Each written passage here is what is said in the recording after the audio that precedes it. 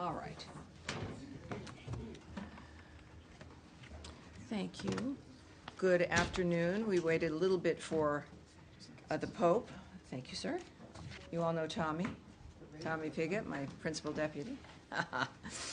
Thank you again, everyone. Yes, we obviously some of the big news, which we'll be talking about here in our announcement momentarily. Thank you for being here. So first, again, thank you all very much.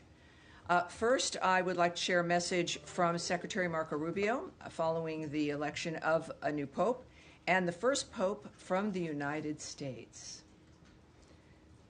Quote, I extend my heartfelt congratulations to His Holiness Pope Leo XIV on his election as the 267th successor to St. Peter. This is a moment of profound significance for the Catholic Church, offering renewed hope and continuity amid the 2025 Jubilee year to over 1 billion faithful worldwide.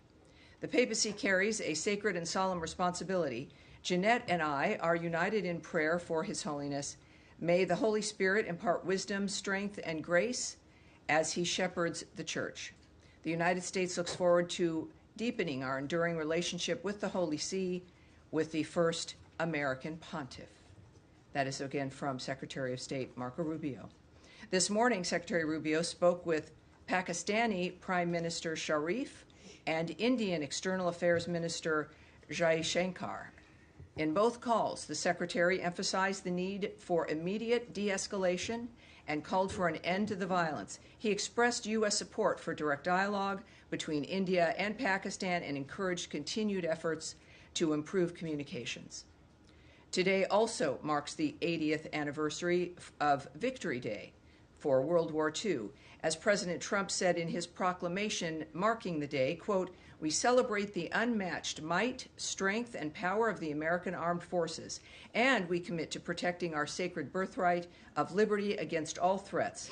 We offer our unending thanks to every patriot from the greatest generation who left behind his home and family to fight for our freedom in distant lands. On this 80th anniversary, President Trump and Prime Minister Starmer announced a historic trade deal between the United States and the United Kingdom. This trade deal provides American companies unprecedented access to the UK markets and delivers real benefits to American farmers while bolstering U.S. national security. The bottom line is this is a great deal for America. As described by President Trump, quote, the deal includes billions of dollars of increased market access for American exports, especially in agriculture, dramatically increasing increasing access for American beef, ethanol, and virtually all of the products produced by our great farmers. As President Trump also said today, today's deal shows that if you respect America and bring serious proposals to the table, America is open to business, and that there are many more deals to come. Also today, the Ukrainian Rada, their parliament, unanimously voted to ratify the U.S.-Ukraine Reconstruction Investment Fund that we signed last week, a deal shaped by President Trump's unmatched ability to get results on the world stage, the best deal maker in the world. This agreement got 338 votes, well over the 226 needed, demonstrating again that this agreement has been a fully collaborative partnership from start to finish. This is more than policy. It's a partnership that strengthens America, secures long-term gains for both nations, and proves once again that under President Trump, promises made are in fact promises kept. We are proud to see these results, and the world now sees what American leadership looks like. Finally, I would like to take a moment to extend warm wishes for an early Happy Mother's Day to all those preparing to celebrate this weekend. It is a very special time to honor the love, resilience, and selfless dedication of mothers around the world. We join families everywhere in expressing our deep appreciation for moms and all that they and you do. And with that, we will we'll take your questions. But before, I'm going to give my chiming phones to whomever wants to come right back up here, named Tommy Pigott, is the winner of the phones today. Good as well. Thank you, sir. All right. Taking your questions here. Yes, please. Thanks, Tammy. On India and Pakistan, I saw the readouts of the Secretary's calls, but can you give us any more details on any requests or commitments that the Secretary made of either the Pakistanis or the Indians moving forward? And there was also a note expressing condolences about civilians killed in his conversation with the Pakistanis. Should we take this to mean that the U.S. does not have fidelity on India's claims that these were terrorist infrastructures that were struck? Well, I think that having been listening to those calls, some of them, and being in the process, as all of us were in some fashion or another when this conflict began, it was the real focus of the Secretary of State, who has been the center point leading these conversations and this outreach. And he's made very clear, focusing on two things, that this should not escalate. This has been a key framework. Clearly, this has been an issue for decades, and it's with what we saw over the last few weeks after the terrorist attack. It was not surprising, but very, very disappointing. But it was about certainly that it should not escalate, and communication was fundamentally key, that there should be talks, that there should not be silence, and that America obviously was in the center of this in speaking with a variety of leaders of both countries over the last 2 days.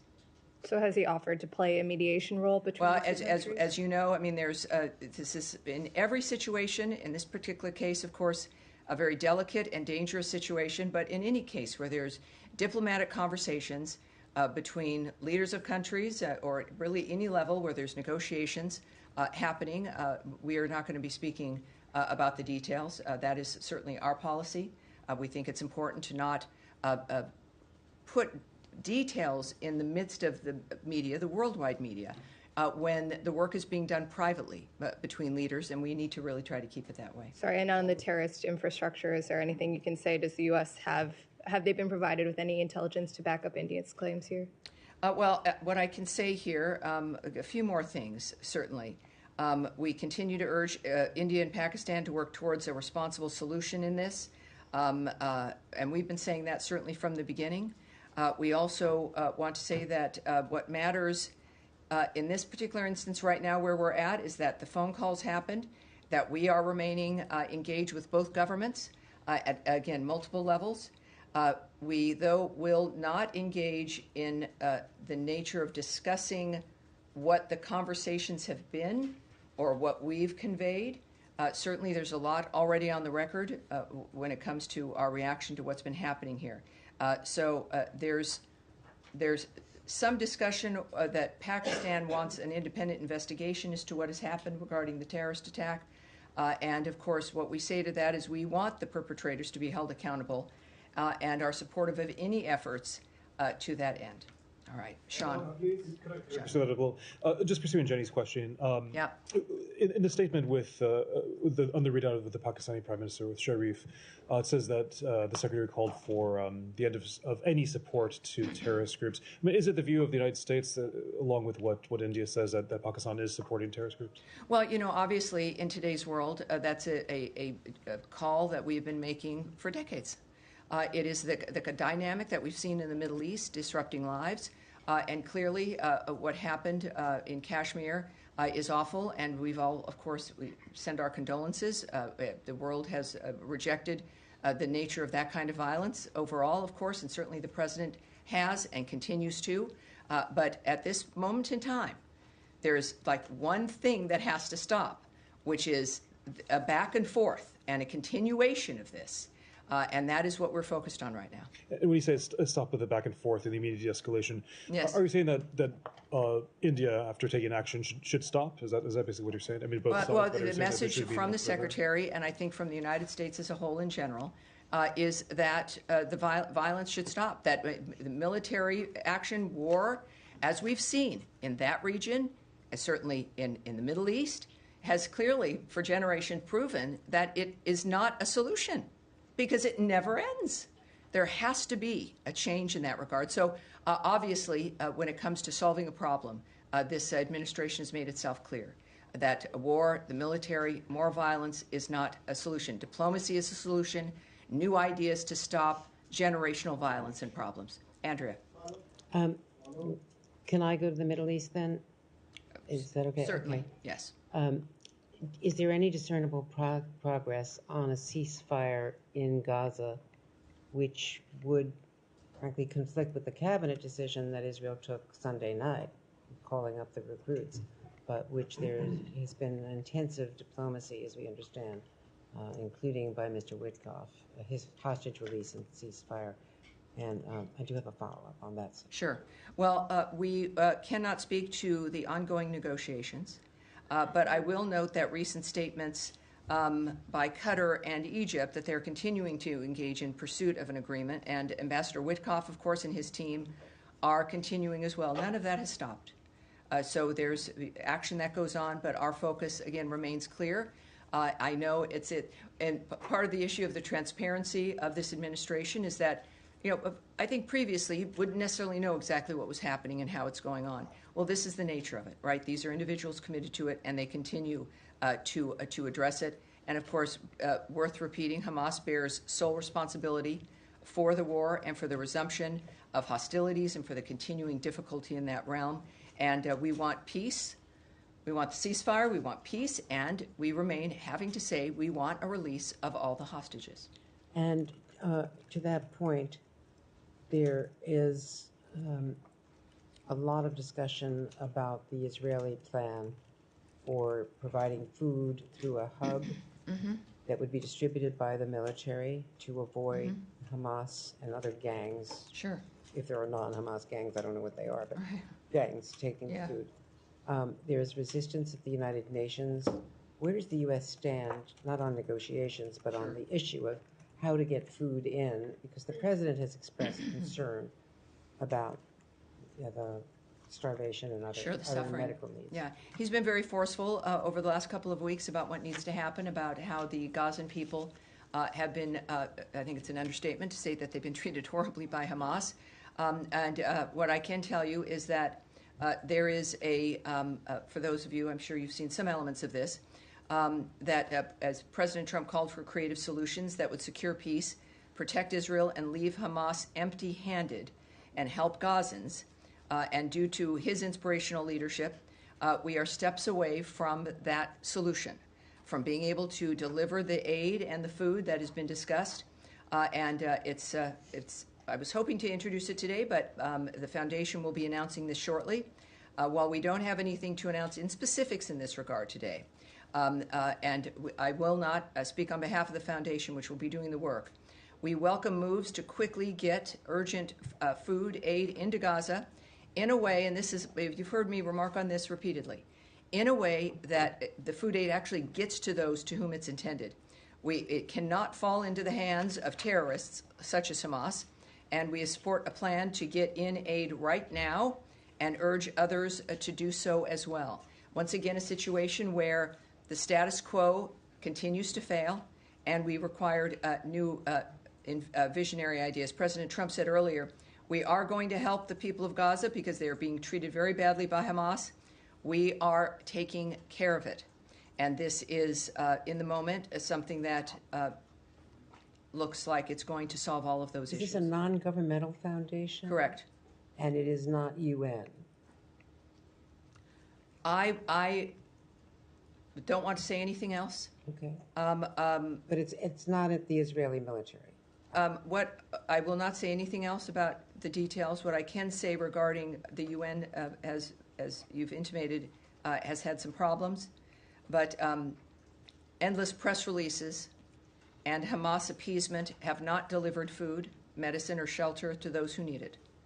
This is a new approach with one focus: get help to people right now. We've had the conversations every time I've been in here, and even on the days that we're not in here, about the suffering and the problems that we faced, and this is a dynamic that will help solve that. It would be, to say the least, disappointing to let this opportunity to improve Gazan lives go and fail as well as the other efforts have been also. And with your indulgence, the president mentioned in the Oval Office the other day that it's his understanding that there were 21, not 24, alive hostages in the 59, I guess, which includes those who have died, been murdered.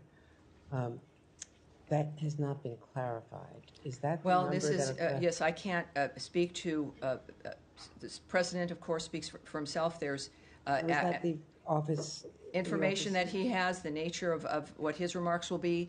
I won't be speaking about that or speculating on the nature of what information he has, which is clearly a heck of a lot more than I have. But we do know of just the horrific result of this dynamic as we ask for hostages to come home, often which they come home in body bags. It's unacceptable, and it must end. And I see Nadia, your hand. Yes, ma'am. Thank you, Tammy. Just to follow up on Andrea's question first and have another question. Mr. Witkoff has briefed the Security Council members. What exactly are you looking for? Is it financial support, political support? Because, you have China and Russia on it. Are they going to be involved partly on this new Gaza charitable fund? Well, that was a conversation that was private, and I'm not going to go into details of what was discussed, as I wouldn't, as you know, with any kinds of diplomatic conversations between leadership. But yes, that conversations occurred, but I cannot give you any of those details. But you don't want the UN, I mean, not the UN, but the member states to play a role in delivering food or even donating money towards that.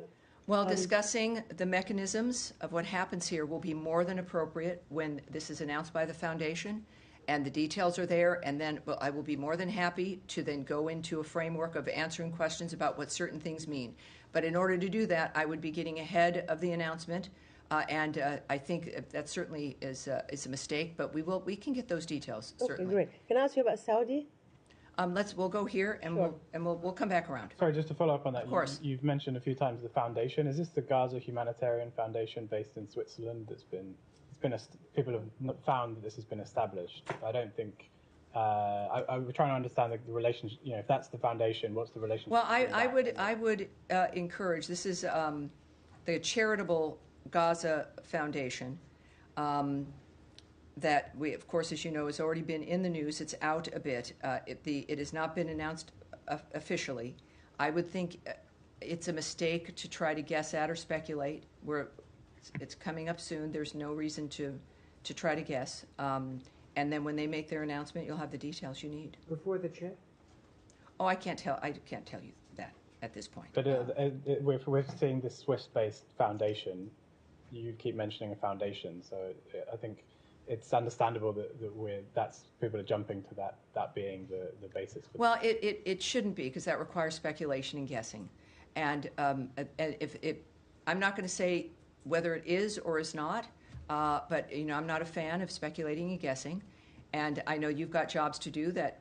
Sometimes you'll look for information where you can pull those threads together, but that's not what we're going to do here. All right? All right. Yes, sir. Nick. Thanks. On Iran, there's new reporting today on a previously undisclosed facility that's being used as part of Iran's nuclear program. Want to get your reaction to that and what impact you think that might have on the ongoing nuclear talks. I can say a little bit of something on that. You won't like it. It won't be a lot. You won't wear down your pencil. We have seen those reports and have no comment. So it's I know, but reiterating, of course, which I think you also have written down somewhere, I'm sure, Iran cannot have a nuclear weapon, and the president has said this repeatedly.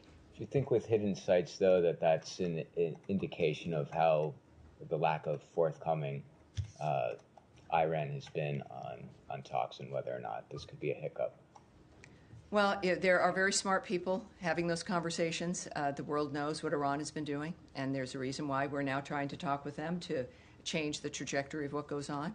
And, of course, as the president has said and as the secretary has said about the Russia-Ukraine dynamic, is that we look at actions as opposed to words.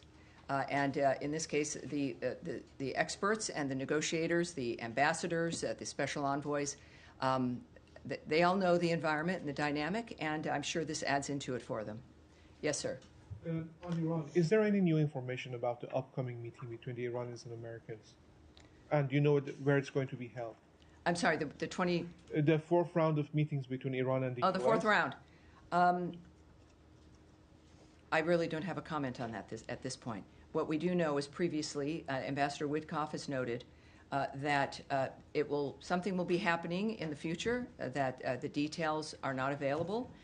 This is something that we know there's, again, there's continual work on this, and he's, we know that, I can't even say that, that he has said again, we don't have any specifics at this point, and I don't have any comment.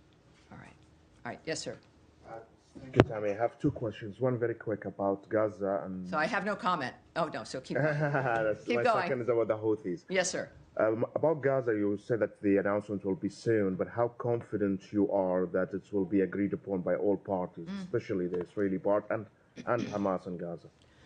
Well, in general, I know that President Trump has created a lot of deals, the best deal maker in the world. He's now, after his first term, very well acquainted with the players in the world and what it takes. He's got the best people around him, as we know. But what I can say specifically here is that about our objective, it remains defending freedom of navigation and American deterrence in the region. President Trump has been clear from the start. Whether how this ends up really is up to the Houthis. We've always said that when they stop, we will stop, and that's where we're at this point when it comes to statements that have been made. President Trump has said, of course, what has happened, as I think all of us can agree, is a positive development, and so that's where we're at. And he said, as I think you'll recall, that the Houthis simply don't want to fight anymore. There's no additional measures that we would report at this stage, and I think that's really about it. I think we know, again, it's not quiet on all fronts, to say the least, but the development itself is key, and we have people working on all of these issues who have an end goal, which is also a fresh framework from the Trump administration, that there has to be progress, there has to be an end point, and that people work toward that.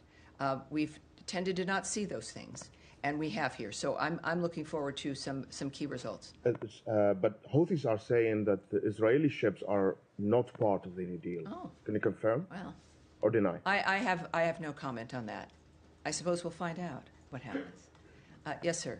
Thank you, Tammy. May I move to Ukraine, please? Certainly. Now that the minerals deal is in full effect, can you please help us understand better its implications on the ground? In other words, if Russia keeps attacking and targeting those various sites that you are looking to, forward to work along with Ukraine, will that deem to be Russia's violating your minerals deal with Ukraine?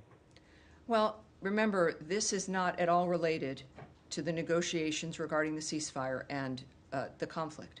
This is a separate dynamic that is an arrangement of an economic partnership between the United States and Ukraine. This is something that is meant certainly to endure and to provide, as we know, as the brilliance of this is to provide the money coming up in the future to rebuild once this is finished. And that's what we're looking at. But it's also clear to the world and to all the players involved that Ukraine has a partnership with the United States. It is an economic partnership. It is one that will last for generations and will make a difference for every Ukrainian and will strengthen the national security of that country. And that's what good business partnerships do across the board. But again, it is not a mechanism linked to the negotiations, to a ceasefire, to the war. But it certainly is something that, again, when it comes to national security and the nature of who your friends are, as we've said, being a friend of the United States is something that can help your country make it more secure and opens up the future for people. So that is, in the midst of all of the difficulties, for our Ukrainian friends, whom we continue to support and have exerted much energy on, not just for one thing, certainly the ceasefire and an end to the conflict is key, but thinking creatively about what do we do to stop this from continuing? And that's now what, of course, a question that we have in multiple parts of the world. And on Right, that line, yes, Tammy, go may I ahead. please follow up? You said ceasefire is key. Is it still your position that complete, unconditional 30-day-long ceasefire should be the first step. Well, it should be forever. I mean, you can't discuss, as the president has noted and the secretary, you can't discuss what the results are for peace when people are still getting slaughtered. How that can't work. It's a very low bar for a first step, and that remains the first step. It has to happen. We've been very clear, the secretary in particular, that it can only begin any discussion regarding how the peace endures is when you have a ceasefire, which is frankly the first key part of good faith regarding what you intend for the future. All right, yes. Thank you, Tammy. Just switching to Venezuela, the secretary tweeted about members of the political opposition in Venezuela and this rescue operation, in his words, and that those individuals were welcomed into the United States. There's been some consternation about a handful of Americans still detained in Venezuela, American citizens. So I just wanted to get some clarity on the ones that were released in this quote rescue operation. They were Venezuelan citizens. What does this mean for the Americans that are still detained in Venezuela, and what could you say to their families who are now a bit concerned about the securing a release for their loved ones? Well, this was a unique opportunity. I will put it that way. But we also know, as President Trump has promised, is to bring every American home. And that, you want to talk of an enduring promise, and a promise that is kept and grows every week, it seems. So that continues. It is a horrible situation to be in, whether it's Edan Alexander and the other Americans who are held by Hamas, or other situations around the world. The president inherited a horrible situation, and he is fixing it. So this is, for the messaging of what Americans have been appropriately happy about, is the fact that when President Trump said we're going to bring every American home, he meant it, and there's action all the time about that, indicating that that is not just a slogan. It is something that people work on every day to make happen in very different kinds of environments, very different kinds of arrangements. This case was an extraction. And yes, for American families who still have an empty seat at their table as Mother's Day comes by and other holidays that have been missed, there is no greater friend to the American people and to this country and its legacy than Donald Trump and the people that he has chosen to work with him to gain the success for American individuals. Literally, the forgotten man and woman was the framework America was dealing with, but we won't let that happen, not only here at home, but abroad. So those families, certainly our hearts and prayers go with them, but so does the power of the American government and the commitment of Donald Trump. And that is something that will make the difference. That's what I can say to them. Yes, go ahead. Thank you, Tammy. Following the demonstrations yesterday from pro-Palestinian protesters in Columbia University's Butler Library, the secretary also treated that the Trump administration would be reviewing the visa status of the individuals involved. Can you say anything more on that? Is that review underway? And if so, have any of the visas been revoked? Yes, the secretary had noted that regarding the vandalism, the violence, the holding of that room, that those individuals would be looked at regarding their status and what was happening. And I believe that is ongoing. So if there is a dynamic, also he noted that Hamas supporters are not going to remain in this country, and that action would be taken there. So certainly he's been consistent. He means it. And in this particular case, you had people arrested, and that building was reopened. And I think that the nature of our promise that people who are in this country with a visa and who do not follow our laws or affect the nature of what's important to our country when it comes to our foreign policy and national security will be acted on in that regard. And yes, he said it, and I believe him, and that's the word you can take for it, I think. Yes. Matt Lee is busy doing something. Well, I'm trying to send your quotes about the Venezuela situation. Well, he's writing. Thank you. All right. Well, I don't have. I will come back around to you. That was my question. So I don't have. All right. So you got the Venezuela. All right. Yes, ma'am, right there. Yes. A Venezuela question. To Venezuela. So do you have Venezuela as well? No, I don't. You've got a Venezuela. Let's go ahead. Thank you. The Argentine press claims the CIA officers took advantage of a security breach to extract these hostages from the embassy in Caracas. Does the State Department confirm this version? Well, it sounds like a movie to me. Maybe in a few years or maybe from 5 years ago. Of course, I won't comment on gossip and speculation and amazing stories, but at this point, those are stories. I have another question. Diosdado Cabello insists that the release I'm sorry, who insists? Diosdado Cabello is one of the members of the regime. All right, thank Diosdado you. Cabello, Yep, it's okay, yep. it's okay. Of course. He insists that the release of the hostages was the result of a negotiation with the United States.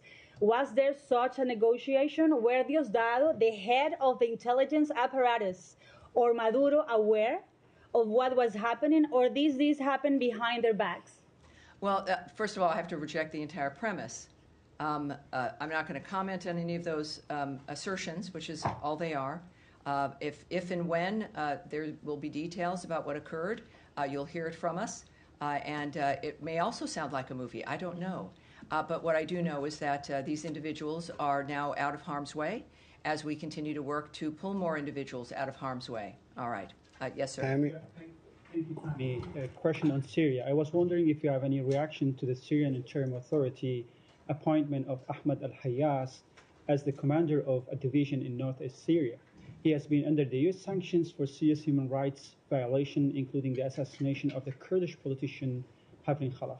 Is that the kind of action that the United States expects from the Syrian Interim Authority? Here's what I can tell you is that the interim authority's decision to appoint this individual, who has a long record of human rights abuses and undermining our defeat ISIS mission, to an official position is a serious mistake that the U.S. does not support. All right. Syria. All right. Syria. Yes, ma'am. Thank you. Given the recent U.S. sanction exemption allowing Syria to receive 29 million monthly grant for the next 3 months to pay civilian public sector salaries from Qatar, does this signal a potential shift in the stance? Are they satisfying your expectation with the conditions you brought before? So is this a shift easing sanctions on Syria? Well, we have in place a waiver mechanism from quite some time ago for assistance that would contribute to Syria's stability in this process, all right? And that waiver dynamic is what has allowed Qatar to provide assistance for salaries of certain workers, so that they would not have needed a new approval, they would not have needed a new waiver, and again, any assistance that works within that framework has to be targeted to, again, helping to stabilize Syria. Certainly, it's not. So, no further sanction relief in the near future. Well, I can't say that. I can't say that at all. I do know that, as we've heard, things seem to continue to change. We continue to wait for them to respond in a manner that is appropriate regarding the asks that I've detailed for you here a number of times. That situation, of course, is under constant monitoring, constant work, and we take every dynamic seriously, whether it is a backward situation, something that we do not support, as I've just mentioned, or situations where it's indicated that they're moving in a direction that we do support. All right. Thank you. All right. Yes, sir, in the back. With your glasses. Yes, sir. Thank you. Thank you, Tammy. I just have a question about the meeting over the weekend, next weekend. Secretary of Treasury is meeting with the Chinese economic delegates over the weekend, so I'm just wondering, has State Department played any part in that scheduling that meeting, or can you also share how that meeting is scheduled? Well, these are trade talks in Switzerland. Yes, that's Secretary of Treasury Scott Bessent and USTR Ambassador Jameson Greer will discuss trade with their Chinese counterpart in that instance in Switzerland. At President Trump's direction, the United States is negotiating with countries to rebalance, as you all know, because I've said it so many times, to rebalance our trade relations to achieve reciprocity, open new markets, and protect America's economic and national security. President Trump's tariffs on China exist because of China's longstanding unfair trade practices and its decision to retaliate instead of seeking a path forward. All right. And I'll check one more time here with our bullpen. How are we doing? We're good? All right. That's all right. I'm sorry. Actually, yes, I was going to come to you after Venezuela. Let's go ahead. Yeah, no problem. On the Secretary Rubio himself, I think many American taxpayers are just wondering how this is going to work between both the State Department as well as the National Security Advisor position. Sure. And I know that you addressed this before, but it was every a day week there's ago. Something new. Every day many things have happened since then. Yes. And so I was wondering, does this position come with a higher salary? Is he going to have an office over at the White House? How much will he be at the White House over here? And then I have a follow-up. Well, from initial examinations, it appears as though despite needing a giant business card with, a bunch of jobs on it, he's being paid one salary. So he's saving Americans money, as a matter of fact, by doing multiple jobs. But I think what's interesting here, and certainly the India-Pakistan situation highlights this, is that, and we've thought about this, that the work of the State Department and foreign policy very often, because of the nature of the world, matches the nature of the National Security Advisor's work. Of course, we're all working to move forward President Trump's agenda and his vision for making not just America great, but that also, of course, benefits the world at large. So we're looking at a dynamic with Secretary Rubio, in fact, again, being a point person in the lead of these initial days of dealing with Pakistan and India, that those conversations have been vital and important, and his role has made that possible. And of course, it would always be that way. This is not an unusual position for him with the work that he's already been doing. So I've mentioned to our in-house, our resident reporters that I don't see, and I think most of us don't see, much change at all because of already the nature of the agenda of the Trump administration and how it's moved forward. So with money, he's saving us some money. And also, remember, this is an interim position. That it's not a permanent position. But it matches perfectly well because of the nature of his work anyway. The State Department, as I've noted, has an impressive bench of leaders, and our work, of course, continues regularly. And sometimes instead of seeing him in person, we will have a conversation on the phone. But yes, so we don't see any. I don't know if Americans will see any disruption or change other than the successes that come forward with President Trump and Secretary Rubio. So you're saying it's the same exact salary as before? Well, I would have to. I didn't know what his salary was before. Okay. I don't know what it is right now, but I know that he's not receiving 2 salaries or more. That's what I know. All right, Sean, one more time, and we'll Can I switch topics? Denmark. Denmark announced yesterday that it was going to summon the U.S. ambassador over reports of the U.S. stepping up intelligence gathering, espionage, as they put it, in Greenland. Do you have anything to say about the summons, or more broadly about the issue of Greenland? This again, you've got to get another pencil out because it's going to wear it down. We do not comment on intelligence matters. How about the summons with the message to Denmark? We're not going to comment on intelligence matters or issues surrounding what the accusations are here. We're not going to do it. All right, you guys. Thank you very much. And for those of you who are moms, happy Mother's Day coming up. Thank you all very much. And next week, because I will be traveling with the Secretary, I know I've said this before, but this time it's undeniable, will be Mr. Tommy Pigott on Tuesday and Thursday, my principal deputy. So I was going to say be gentle, but don't be gentle. He's ready for you, and he looks forward to getting you all what you need. Thank you all very much. Thank you, Tim. Thank you.